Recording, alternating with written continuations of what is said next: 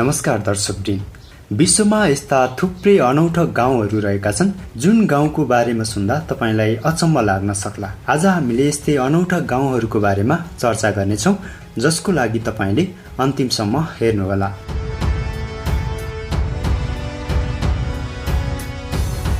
जमिनमुनि अचम्मको गाउँ, जहाँ यसरी जिउँछन् मानिसहरू।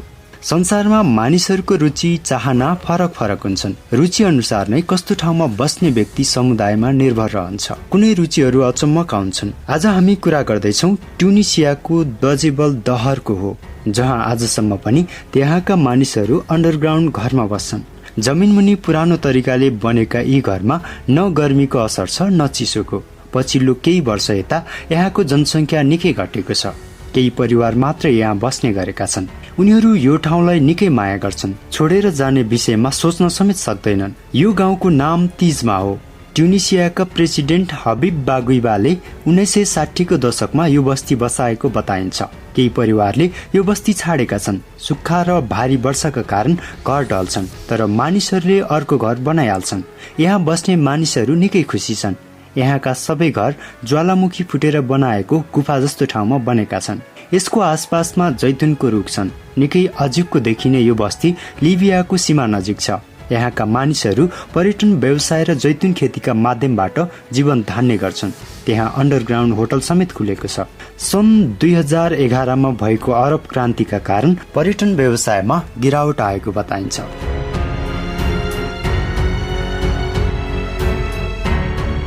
जमिनभन्दा 3000 फिट मुनि रहेको अनौठो गाउँ। संसारमा धेरै त्यस्ता थुप्रै अनौठा चीज रहेका हुन्छन् जसको बारेमा धेरैलाई थाहा नहुन सक्छ। जसमध्ये अमेरिकामा पनि एउटा त्यस्तो गाउँ छ जसको बारेमा धेरैलाई थाहा नहुन सक्छ।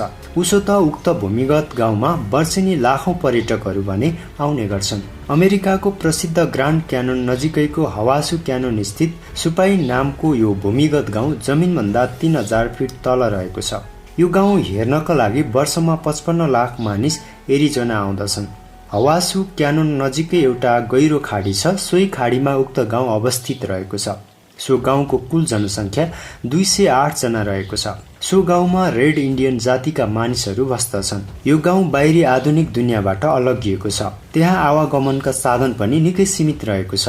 पैदल जानु वा खच्चडमा चढेर जानु दुई मात्र विकल्प छन् गाउँमा छिर्नका लागि। त्यो गाउँमा अहिलेसम्म चिठी पत्र तथा माल सामानको ढुवानी र आदान प्रदान खच्चडमा राखेर हुने गरेको छ।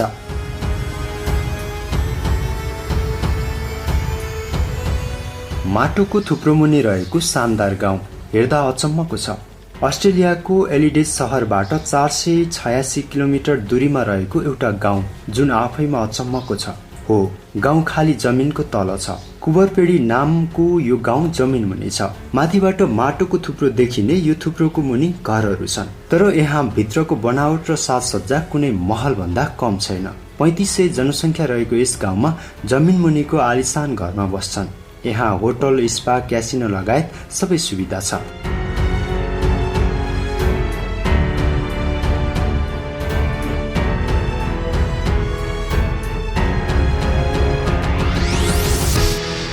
इरानको अनौठो गाउँ, जहाँ एक घरको छानामाथि अर्को घरको आँगन। विश्वको भौगोलिक बनावट तथा सामाजिक रहन सहनको विविधताको कारण विभिन्न प्रकारका गाउँ तथा बस्तीहरू देख्न पाइन्छ। यस्तोमा इरानमा एक अनौठो किसिमको बस्ती रहेको छ, जहाँ एक मानिसको छानामा अर्कोको आँगन पर्ने गर्छ। भौगोलिक बनावटको कारण एक घर मात्र अट्ने जग्गा भएको कारण यस किसिमको बस्ती बसेको हो। इरानको मासुलेह गाउँ एक अनौठो गाउँ हो। यो स्थान इरानको राष्ट्र शहरबाट 63 किलोमिटर टाढा रहेको छ। यो क्षेत्रमा समशीतोष्ण हावापानी पाइन्छ। स्थानीय संरचना निर्माणको प्रकार झरना, रुड, खान नदी र घना जंगलको कारण यो क्षेत्र एक महत्वपूर्ण पर्यटकीय क्षेत्रका रूपमा रहेको छ।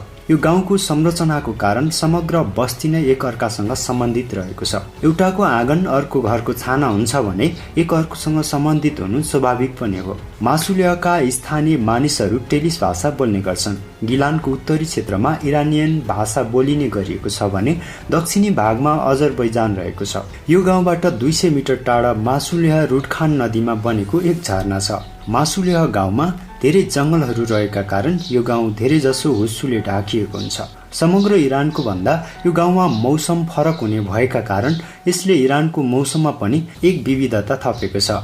मासुलियाको पहाडहरूमा केही खानीहरू पनि रहेका छन्, जसमा फलाम, क्वार्जा, जिङ्क जस्ता धातुहरूको खानी रहेको छ। यो खानीहरू फथाली काजार राजाले सुरुङ मार्ग निर्माण गर्दाको समयमा पत्ता लगाएका थिए। यहाँका नदीहरू र साना खोल्साहरू र पर्याप्त पानीको कारण यो क्षेत्र हरियाली रहने गरेको छ, जसको कारण प्रवृत्ति मन पराउने मानिसहरूको लागि यो क्षेत्र केही विशेष पनि हुन सक्छ। यहाँको वातावरण जलजन्तुहरूको लागि पनि निकै उपयुक्त रहेको छ, जसको कारण सयौं प्रजातिका चराहरू पनि यो क्षेत्रमा देख्न सकिन्छ। इरानको मासुलिया गाउँको ऐतिहासिक विशेषता पनि रहेको छ। यो गाउँ अनौठो किसिमको संरचना निर्माणको शैलीका कारण 1000 वर्ष अघिदेखि नै प्रख्यात रहेको थियो। यो गाउँ क्याप्सियन सागरबाट 1050 मिटर माथि रहेको छ। यो गाउँ ऐतिहासिक र सांस्कृतिक सम्पदा सूचीमा सूचीकृत रहेको छ। यो क्षेत्रमा अझै पनि रहेको ऐतिहासिक संस्कृतिहरू, व्यवहार तथा बानी, हातले बुनेका सामग्रीहरू र धेरै प्राकृतिक तथा ऐतिहासिक क्षेत्रहरूको कारण प्रत्येक वर्ष यो क्षेत्रमा हजारौं पर्यटकहरू आउने गर्छन्। यो गाउँ इरानको सरदार यी जंगल क्षेत्रको राजधानीको रूपमा रहेको छ। यो क्षेत्र गिलान प्रान्तको फुमानमा रहेको छ। यो क्षेत्र 10औं शताब्दीमा पत्ता लागेको थियो। मासुलिया गाउँ 100 मिटरको भिरालोमा फैलिएको कारण यहाँ उल्लेख्य विविधताहरू देख्न सकिन्छ। यो क्षेत्रको जनसङ्ख्या भने 20औं शताब्दीको मध्ययता भने घट्दो क्रममा रहेको छ। यहाँको जनसङ्ख्या 3500बाट घटेर अहिले 900मा आइपुगेको छ। यो गाउँको विषयमा वर्णन गर्दै इरानका एक कविले लेखेका थिए, हामी यहाँ लेख्नका लागि आएका थियौं, तर मासुलियालाई शब्दमा लेख्न सकिँदैन। मासुलियालाई केवल निहाल्न मात्र सकिन्छ। मासुलियामा कुनै पनि सवारीहरू प्रवेश निषेध छ। यसको एक विशेष किसिमको संरचनाको कारण सवारीको प्रवेश निषेध गरिएको हो। यस किसिमको प्रतिबन्ध भएको मासुलिया इरानको एकमात्र सहर हो। यहाँका घरहरू हुस्सु लागेको समयमा पनि देख्न सकियोस् भन्नका खातिर पहेँलो रङले निर्माण गरिएको छ। यहाँका घरहरूमा 2 भाग, पहिलो तला र मुनिको तला रहेका छन्।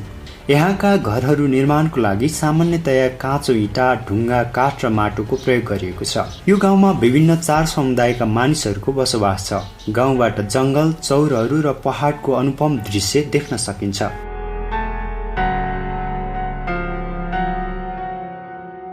अनौठो गाउँ जहाँ दिनमा 3 घण्टा मात्र सूर्य उदाउँछ। विश्वमा केही यस्ता ठाउँहरू पनि छन् जहाँ सूर्यको प्रकाश देख्न लामो समय प्रतीक्षा गर्नुपर्छ।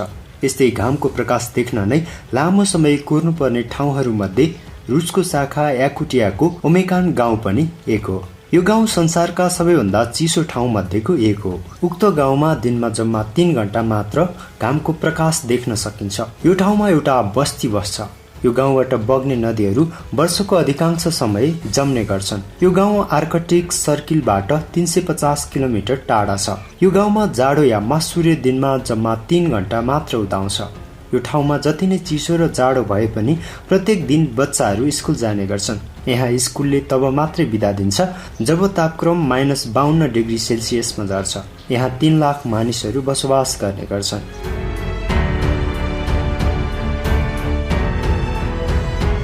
मरुभूमिको बीचमा स्वर्ग जस्तै देखिने गाउँ। प्रकृतिका अनुपम दृश्य जसले सबैको मनलाई लोभ्याउँछ। त्यसमा पनि मरुभूमि, महासागर, पहाड, हिमाल र तराईका फाँटहरू सबैले मानिसको मन लोभ्याउने भूमिहरू हुन्। नयाँ प्रविधिको प्रयोग गरेर निर्माण गरिने तस्बिरको आकृति जस्तै देखिने गाउँदेखि स्वर्गीय अनुभूति लिने ठाउँसम्म यो पृथ्वीको केही ठाउँमा भेटाउन सकिन्छ। मरुभूमिको आफ्नै विशेषता हुन्छ।